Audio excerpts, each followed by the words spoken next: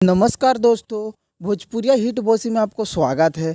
दोस्तों यहाँ पे बता दूं कि खेसारी भैया जो कि भोजपुरिया के अभी किंग हैं, उन्हीं को जाना है मुकेश अंबानी के बेटे के मतलब अनंत अंबानी के मतलब शादी में उनको खेसारी भैया को जाना है।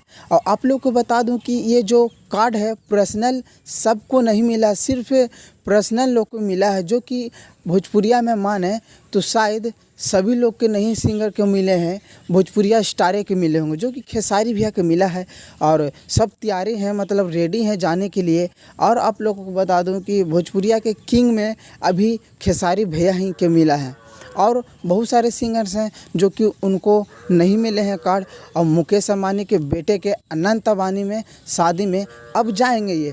और बताइए कि क्या आपको का नाम है कि मतलब और सिंगर्स को मिलना चाहिए। मेरे तरफ से तो है कि शायद खेसारी भैया भोजपुरिया में ऐसा मतलब हैं कि जो कि अभी खेसारी भैया भोजपुरिया में टिके हुए हैं और चला रहे हैं, बस उनको मिला है। बाकी अगले वीडियो में बताऊंगा कि और किसी को कार्ड मिला है कि नहीं, इनवाइट आया है कि नहीं।